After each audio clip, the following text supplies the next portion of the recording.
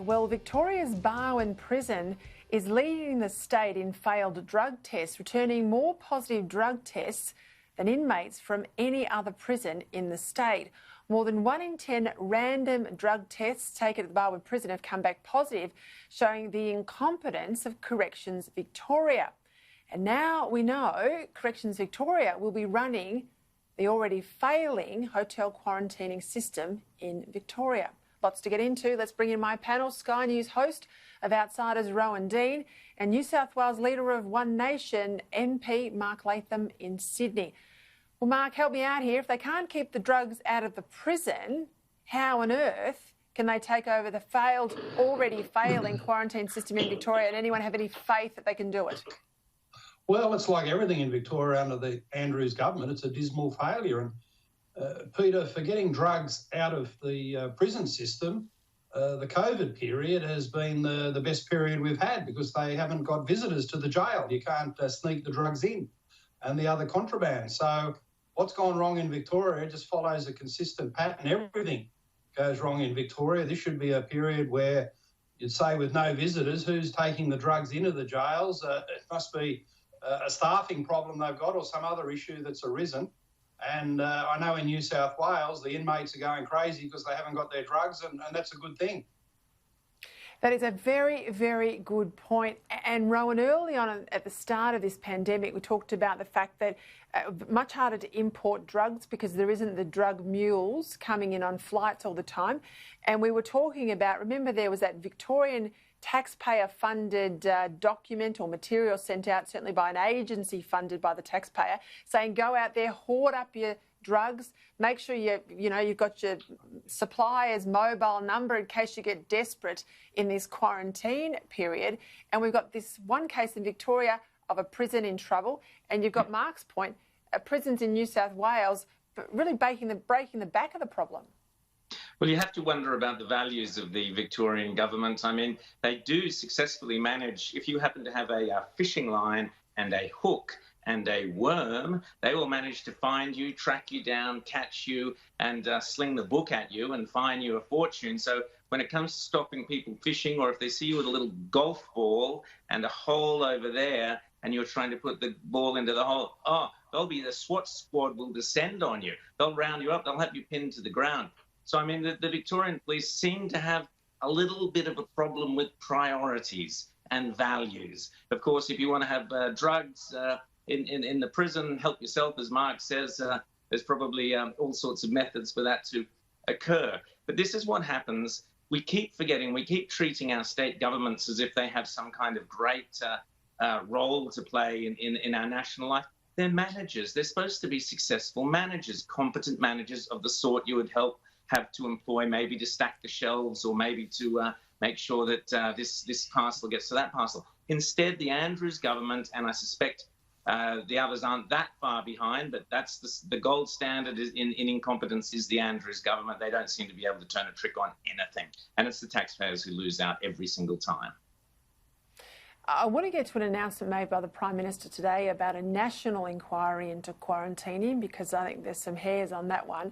But let's start with the Victorian one first, Mark. Announced by Daniel Andrews in that well-honed political tactic, management tactic of hiding behind an inquiry, so that any time you now get questions, you say, well, I can't, it's a matter before the inquiry, let's move on. I don't think he has called it a judicial inquiry. I'll be careful there, but I think others certainly term it a judicial inquiry. Now, just because it's an inquiry headed by a former judge doesn't make it a judicial inquiry. There's reports today that it will not have the power to compel witnesses, the power to ask and seize documents, search warrants, all the sort of material powers that you find in a royal commission. There's also confirmation that witnesses will be able to refuse to answer questions for fear of self-recrimination. So this is just a PR exercise, isn't it? This is not a fair income inquiry. That's right. It hasn't got proper powers of a judicial inquiry, and they should look at what happened in New South Wales. The Ruby Princess was a complete and utter disaster, but they've had a proper inquiry into it. It's in public.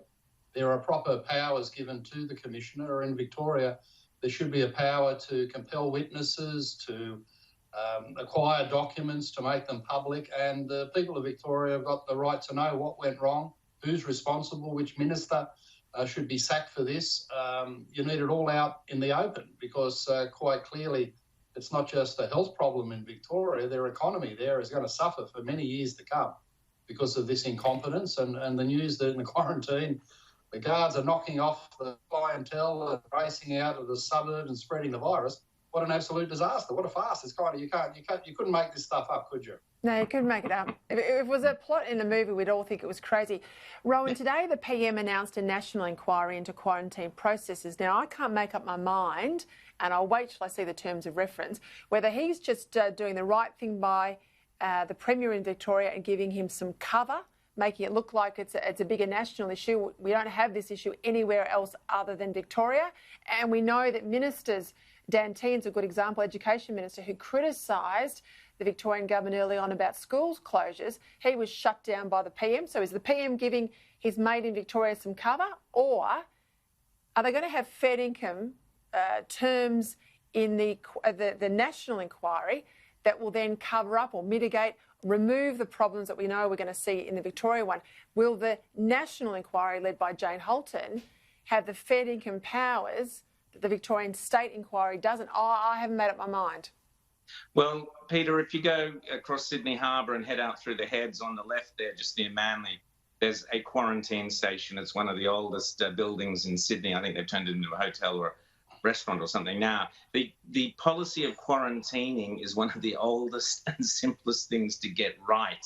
People have been getting it right throughout history, throughout the Dark Ages, the Roman times, go back further. Quarantining ain't that hard. We shouldn't need a royal commission or whatever it is, or an inquiry to sit around and tell us how to quarantine people. It's pretty simple. You're right that this is cover. I repeatedly said, in fact, from the word go, I thought this national cabinet was an absolute joke of an idea. Why you would let people of the likes of Dan Andrews anywhere near national decision-making in any shape or form is beyond me. And we're now seeing the chickens coming home to roost, if you like, for the Prime Minister, because he's got to cover them. He's got to look after these premiers who, as I say before, have been proven to be the worst possible managers, and that's all they had one job to do, and they can't even do that.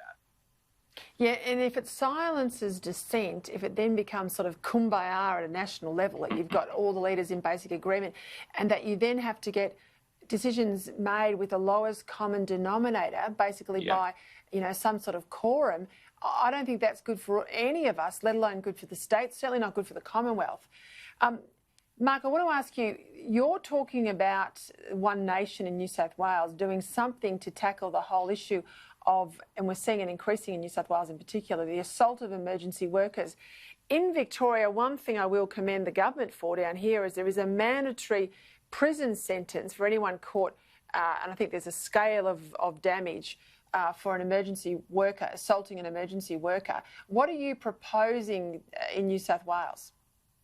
Well, we think there should be a mandatory system here. Anyone who thumps an AMBO, a nurse, a firey, a police officer, there should be no tolerance for that. So my colleague Rod Roberts has given notice in the upper house of a private member's bill that would get this right. Our principles are that, say there's an 18-year-old, he gets on the drink, he pushes a police officer, you wouldn't put that person in jail. But on the second strike, they'd have a community corrections order, which can be the equivalent of home detention with the ankle bracelet and severe restrictions on their freedoms. And then on the third strike, repeat offenders in this space deserve to go to jail. Common assault, 6 months, and grievous bodily harm, you break someone's cheekbone, you'd have 5 years in jail. And I think the community would say there's two good things about that. It's a just punishment.